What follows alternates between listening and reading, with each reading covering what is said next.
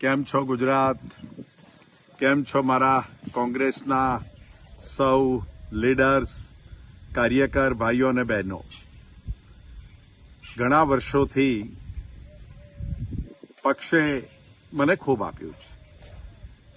2 વખત ધારાસભા, 3 વખત લોકસભા, તાલુકા યુવક કોંગ્રેસથી લઈને ગુજરાત પ્રદેશ સમિતિના પ્રમુખ અને પરિણામો વિપરીત આવ્યા પછી પણ CWCના સભ્ય તરીકે કોંગ્રેસ પરિવારે મને સાચવ્યો છે, મૂક્યો છે. એકાદ મહિના પહેલા સમગ્ર ગુજરાતનું નેતૃત્વ, સમગ્ર દેશનું નેતૃત્વ મને કહી રહ્યું હતું કે તમારે આ વખતે ઇલેક્શન લડવાનું છે. છેલ્લા 2-3 મહિનાથી સામાજિક રાજકીય આગેવાનો સાથે ચર્ચાઓ કરતો હતો.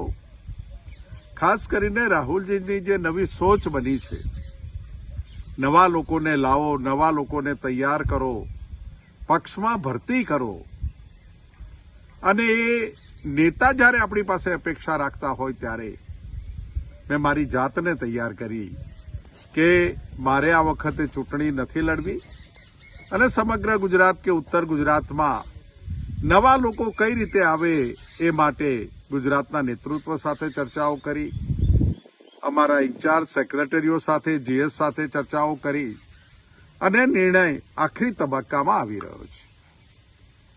મારી 1-2 વર્ષ પહેલાની નાદુરસ્ત તબિયતનું પણ એક કારણ છે. મારા સાથીઓ અને મારો પરિવાર પણ સમગ્ર રીતે કોંગ્રેસનું કામ કરવા અને કરવા દેવા માટે ખુશ છે, અને એટલા માટે મેં લોકસભાની ચૂંટણી લડવાની ના પાડી છે. ઉત્તર ગુજરાતમાં પાટણ હોય, બનાસકાંઠા હોય, સાબરકાંઠા હોય, મહેસાણા હોય, ઇવન ગાંધીનગરના લોકસભા ઉપર પણ સારા ઉમેદવારો મુકાશે.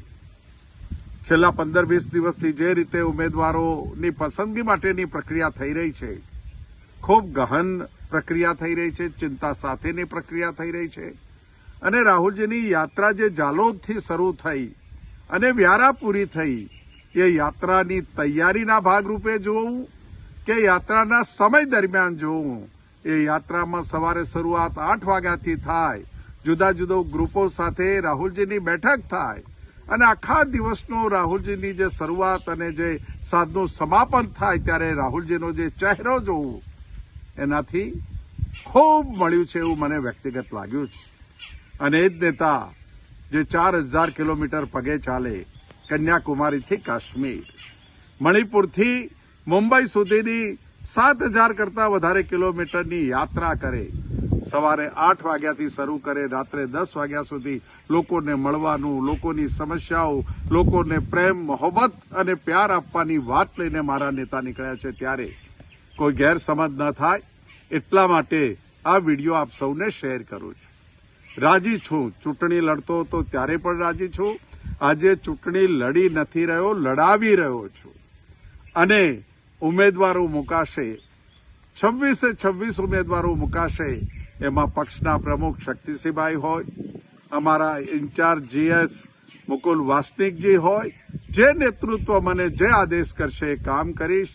અને આ વાતાવરણમાં જે લોકો ગયા છે એને કહેવા માંગુ છું કે તમે બધા શૂન્ય હતા, તમારી પાસે કંઈ નહોતું, તમારી કોઈ નામ નથી, નામના નહોતી.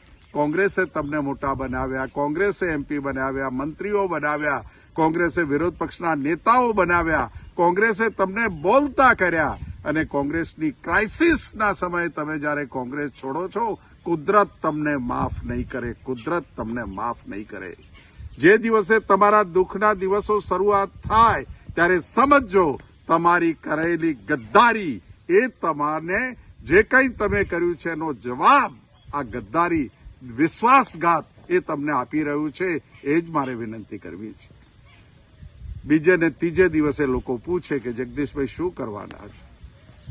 એક નાનકડા ઘરના પરિવારના, ગરીબ ઘરના પરિવાર, જેને ઝૂંપડું રહેવાનું નહોતું, એ માણસને આટલી મોટી શોહરત આપી, એને ઓળખ આપી, એ જગદીશ ઠાકોર જીવનની અંતિમ પળ સુધી માત્ર પાર્ટી ને પાર્ટી જ આ બધું ખાલી થઈ જાય તો પણ જગદીશ ઠાકોર, રાહુલજી, ગાંધી પરિવાર અને કોંગ્રેસ પરિવારનો ભક્ત બનીને રહેશે. આટલી વાત જરૂરિયાત હતી એટલે આપ સૌને જાણ કરું છું. જય કોંગ્રેસ. તાકાતથી ચૂંટણી લડીશું, દમ લગા કે ચૂંટણી લડીશું અને આ વખતે ભાજપને દેખાડી દઈશું એવી અદાથી ચૂંટણી લડીશું. જય હિન્દ.